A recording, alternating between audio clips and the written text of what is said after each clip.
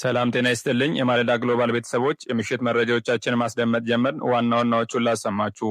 በአማራ ክልል በመንግስትና በፋኖ ኃይሎች መካከል የሚደረገው ውጊያ ተጠናክሮ ቀጥሏል። በዛሬው ዕለት ግንቦት 4 ቀን 2018 ዓ.ም ከንጋት ጀምሮ በጎጃም በወሎና በሸዋ በተለያዩ ከተሞች የፋኖ ኃይሎች የመንግስት ጦር ላይ ከፍተኛ ጥቃት ሰንዝረዋል። በጎጃም አዘና ከተማ ሙሉ በሙሉ በፋኖ ኃይሎች ቁጥጥር ስር ሲውል፣ ወሎ ወግዲ ከተማ የፋኖ ኃይሎች በርካታ የመንግስት ጦር ካምፖችን ተቆጣጥረዋል። የትግራይ ጊዜያዊ አስተዳደር ፕሬዝዳንት ጀነራል ታደሰ ወረደ ፕሬስ ሴክሬታሪያት ኃላፊ ዶክተር ገብሩ ካህሳይ በህወሓት ወታደሮች መታፈኑ ተገለጸ። ዶክተር ገብሩ ባለፈው ምሽት ከቤታቸው በኃይል ተወስደው ዛሬ ከሰዓት በኋላ በመቀሌ ከተማ ሀያልነህ ክፍለ ከተማ ፖሊስ ጣቢያ ታስረው እንደሚገኙ ተረጋግጧል። በምዕራብ ኢትዮጵያ ድንበር አካባቢ በሚገኝ የጦር ካምፕ ላይ ድንገተኛ ጥቃት መፈጸሙ ተገለጸ። ጥቃቱን ተከትሎ በካምፕ ውስጥ ይገኙ የነበሩ በርካታ ወታደሮች መገደላቸው ተነግሯል። ከባህር ማዶ ፕሬዝዳንት ትራምፕ የኢራንን የቅርብ ጊዜ ሰላም ሀሳብ ያላነበብኩት ቆሻሻ ስለሆነ ነው ሲሉ ተናገሩ። ይህ በእንዲህ እንዳለ የውጥረቱ መጠን እየጨመረ ከሄደ በሰዓታት ወይም በቀናት ውስጥ አዲስ ጦርነት ሊነሳ እንደሚችል ተንታኞች እየተናገሩ ይገኛሉ። የማለዳ ግሎባል ቤተሰቦች ለቻናላችን አዲስ ከሆናችሁ ቻናላችንን ሰብስክራይብ አድርጋችሁ የደውል ምልክቷን መጫናት ዘንጉ። ዝርዝሩን አብረን እንከታተለው። በአማራ ክልል በመንግስትና በፋኖ ኃይሎች መካከል የሚደረገው ውጊያ ተጠናክሮ ቀጥሏል።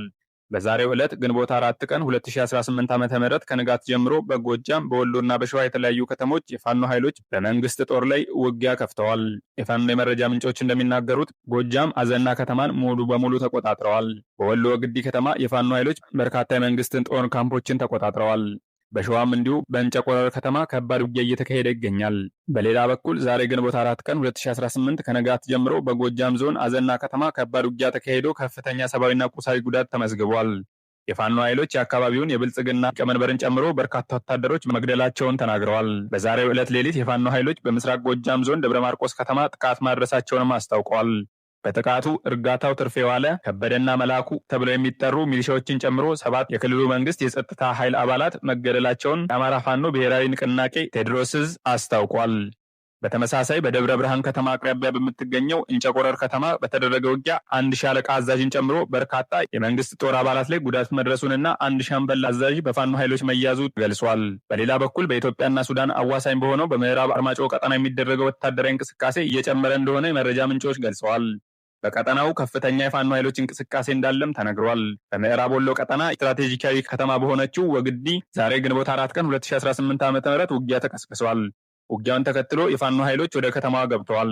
በከተማዋ የሚገኘው የመንግስት ጦር ካምፖችና ፖሊስ ጣቢያዎች አካባቢ በተደረገ ውጊያ በርካታ የመንግስት ጦር አባላት ከፍተኛ ጉዳት ደርሶባቸዋል። በርካቶችም በፋኖ ኃይሎች ተይዘው ተወስደዋል ተብሏል። ትግራይ ጊዜያዊ አስተዳደር ፕሬዝዳንት ጀነራል ታደሰ ወረደና በህወሓት አመራሮች መካከል ከፍተኛ ስምምነት አለመኖሩ ይፋ ሆኗል። በተለይም የፕሬዝዳንቱ የፕሬስ ሴክሬታሪያት ኃላፊ ዶክተር ገብሩ ካህሳይ በህወሓት ወታደሮች መታፈናቸው ስጋት ፈጥሯል። ዶክተር ገብሩ ባለፈው ምሽት ከቤታቸው በኃይል ተወስደው ዛሬ ከሰዓት በኋላ በመቀሌ ከተማ ሀያልነህ ክፍለ ከተማ ፖሊስ ጣቢያ ታስረው እንደሚገኙ ተረጋግጧል። የፖሊስ ባለስልጣናት በበኩላቸው እስራቱ የተፈጸመው በፍርድ ቤት ትዕዛዝ ነው ቢሉም የጀነራል ታደሰ ደጋፊዎች ግን እርምጃው ህገወጥ ነው በማለት በመቃወም ላይ ናቸው።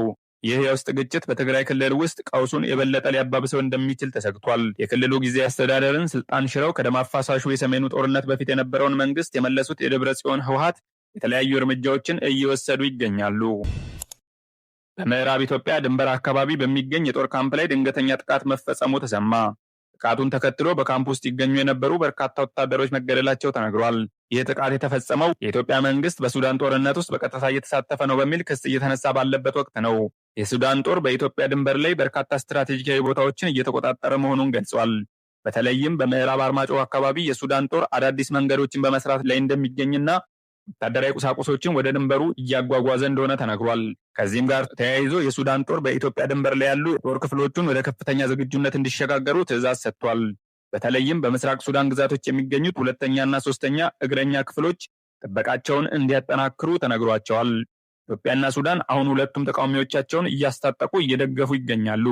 ይህ ጥርጣሬ በጣም አደገኛ ሁኔታ ይፈጥራል ሲሉ የዓለም አቀፍ የቀውስ ቡድን የአፍሪካ ዳይሬክተር ኦላምቦስዌል ተናግረዋል። ከባለፈው ሳምንት ጀምሮ በትግራይ ክልል ወጥተው የነበሩ ታጣቂዎች ወደ ሱዳን ለመግባት በኤርትራ ጋሻ ፓርክ አካባቢ መስፈራቸውን መረጃዎች ያመላክታሉ። በሱዳን ውስጥ የሚገኙ አንዳንድ ቡድኖች ጋርም ሊቀላቀሉ እንደሚችል ይገመታል። በኢትዮጵያና ሱዳን መካከል ቀጥተኛ ውይይት እስካሁን አልተደረገም። የጅቡቲው ፕሬዝዳንትና የኢጋድ ባለስልጣናት ጣልቃ ለመግባት ቢሞክሩም እስካሁን ውጤት አላስገኘም ተብሏል። ባለፈው ሳምንት የሱዳን ዋና ከተማ ካርቱም ዓለም አቀፍ አየር ማረፊያ በድሮን ጥቃት ደርሶበታል። ይህ ክስተት ከ3 ዓመት በላይ እየተዋጉ ያሉት የሱዳን ጦርና የፈጥኖ ደራሽ ኃይሉን ግጭት አባብሶታል። የሱዳን መንግስት ጥቃቱን የፈጸመው የኢትዮጵያ መንግስት ነው፣ ጥቃቱ በኢትዮጵያ ባህር ዳር አየር ማረፊያ ከተነሱ ድሮኖች መሆኑን ገልጿል። እንዲሁም እነዚህ ድሮኖች በተባበሩት አረብ ኤምሬት ድጋፍ የተሰሩ ናቸው ሲልም ከሷል። ከዚህም ባሻገር የሱዳን የውጭ ጉዳይ ሚኒስትር ሙሃዲን ሰላም ሀገራቸው ከኢትዮጵያ ጋር ጦርነት ውስጥ ለመግባት ዝግጁ መሆኗን ገልጸዋል። ፕሬዚዳንት ዶናልድ ትራምፕ የኢራንን የቅርብ ጊዜ ሰላም ሀሳብ ያላነበብኩት ቆሻሻ ስለሆነ ነው ሲሉ ተናገሩ። ይህ በእንዲህ እንዳለ የውጥረቱ መጠን እየጨመረ ከሄደ በሰዓታት ወይም በቀናት ጊዜ ውስጥ አዲስ ጦርነት ሊነሳ እንደሚችል ተንታኞች እየተናገሩ ይገኛሉ። ከሁሉም በላይ የሲአይኤ ሚስጥራዊ ሪፖርት አሜሪካን ወደ ጦርነቱ እየገፋት ነው። ኢራን አሁንም 75 በመቶ የሚሆነውን የሚሳኤል አቅሟን እንደያዘች ተገልጿል። ትራምፕ አስተዳደር ውስጥ ያሉ ከፍተኛ ባለስልጣናት ለአክሲዮስ ዜና አገልግሎት እንደተናገሩት ፕሬዚዳንት ዶናልድ ትራምፕ በኢራን ላይ ወታደራዊ እርምጃ ለመውሰድ እያጤኑ ናቸው። በቀጣይ ሰዓታት ውስጥ ትራምፕ ምክትል ፕሬዚዳንታቸው ጄዲ ቫንስ፣ የውጭ ጉዳይ ሚኒስትር ማርኮ ሮቢዮ፣ የመከላከያ ሚኒስትር ፔት ሄግሴትን ጨምሮ ከብሔራዊ ደህንነት ቡድናቸው ጋር ስለ ቀጣዩ እርምጃ ለመወያየት መርሃ ግብር ይዘዋል። ፕሬዚዳንት ዶናልድ ትራምፕ በእንቁላል ቅርጹ በኦቫል ኦፊስ ውስጥ ለጋዜጠኞች በሰጡት መግለጫ ኢራን ያቀረበችውን የሰላም ሀሳብ በግልጽ ውድቅ ማድረጋቸውን አሳውቀዋል። ሙሉ በሙሉ ተቀባይነት የሌለውና እስከ መጨረሻው ያላነበብኩት ቆሻሻ ስለሆነ ነው ብለዋል።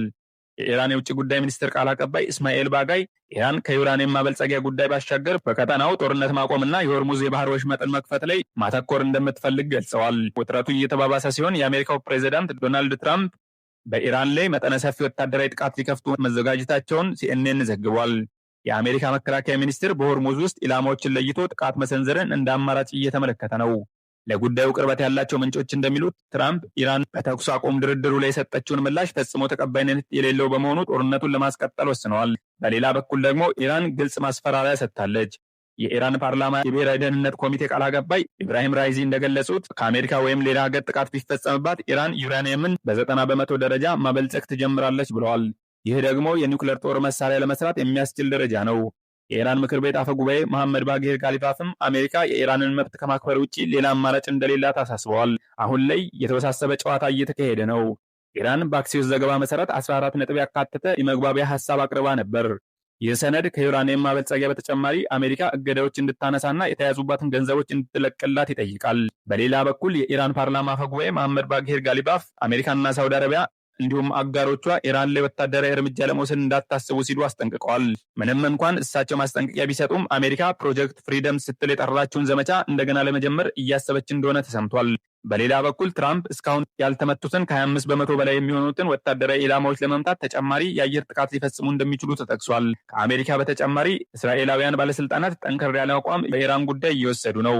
እስራኤል የኢራንን የበለጸገ ዩራኒየም ክምችት ለመያዝ ልዩ ኃይሎች ጥቃት እንዲፈጽሙ ትራምፕን እየጠየቀች ትገኛለች። ይሁን እንጂ ትራምፕ ይህ እርምጃ አደጋ ሊያስከትል እንደሚችል በመገንዘብ ለጊዜው አላጤኑትም። ትራምፕ ከነገ ጀምሮ በቻይና ጉብኝት ለማድረግ እየተዘጋጁ ነው። ከቻይናው መሪ ሺ ጂንፒንግ ጋር የሚያካሄዱት ስብሰባ ላይ የኢራን ጉዳይ ዋነኛ አጀንዳ ይሆናል። ከጉብኝቱም በኋላ መፍትሄ ካላመጣ ሊያስቡበት ይችላሉ። ሌላኛው ለአሜሪካ አስደንጋጭ መረጃ ከዋሽንግተን ፖስት ጋዜጣ የወጣው የሲአይኤ ሚስጥራዊ ግምገማ ነው። አሜሪካ ለወራት የባህር ኃይል እገዳ እየጣለችና የአየር ጥቃት እየሰነዘረች ብትሆንም ኢራን አሁንም ጠንካራ ወታደራዊ ኃይሏን እንዳላጣች ሪፖርቱ አሳይቷል። ሪፖርቱ መሰረት ኢራን ከጦርነቱ በፊት የነበራት 70 በመቶ የሚሆነውን የሚሳኤል ክምችቷን አሁንም በእጇ ላይ ይገኛል። አብዛኞቹ የምድር ውስጥ የሚሳኤል መጋዘኖቿ እንደገና ተከፍተዋል። ኢራን የአሜሪካን ባህር ኃይል እገዳ 5 እና 6 ወራት መቋቋም ትችላለች። ትራምፕ ሚሳኤሎቻቸው በአብዛኛው ወድመዋል፣ ከ19 በመቶ በታች ቀርተዋል ሲሉ በይፋ ቢናገሩም ይህ ሚስጥራዊ ሰነድ ይህ የትራምፕን መረጃ ውድቅ አድርጎታል። የኢራን የውጭ ጉዳይ ሚኒስቴር ቃል አቀባይ እስማኤል ባጋይ እንዳሉት አሜሪካ ከ2018 ጀምሮ የኒውክሌር ስምምነቱን በመተው ሰላሙን አጥፍተዋለች ብለዋል። ባጋይ ለኢንዲያ ቱዴይ ጋዜጣ በሰጡት ቃለ ምልልስ ድርድሩን የተውነው እኛ አይደለንም፣ አሜሪካ በ9 ወራት ጊዜ ውስጥ ሁለተኛ ጊዜ የድርድር ጠረጴዛውን አፍርሰዋለች ሲሉ አሜሪካን ከሰዋል። ኢራን ግን በዋነኝነት የምትፈልገው አሜሪካ በሆርሙዝ ወሽመጥ ላይ የጣለችውን እገዳ እንድታነሳና የውጭ ንብረቷ እንዲለቀቅ ነው። በተለይም ትራምፕ በወታደራዊ ጥቃት ስጋት እያስፈራሩ ነው። ኢራን ግን ጦርነቱ ወደ ምን አቅጣጫ እንደሚሄድ እየተመለከተች ነው ብለዋል። በቀጣይ ሰዓታት ውስጥ የአሜሪካ ብሔራዊ ደህንነት ቡድን ውሳኔና በቻይና የሚካሄደው የትራምፕ ጉብኝት ከፍተኛ ጠቀሜታ አላቸው ተብሏል። ዓለምም በጥብቅ እየተከታተለው ይገኛል። የማለዳ ግሎባል ቤተሰቦች መረጃዎቻችን ይህንን ይመስሉ ነበረ። ቻናላችንን ሰብስክራይብ፣ ቪዲዮን ላይክ አድርጋችሁ የደወል ምልክቷን መጫናት ዘንጉ። ቸርን ሰንብት።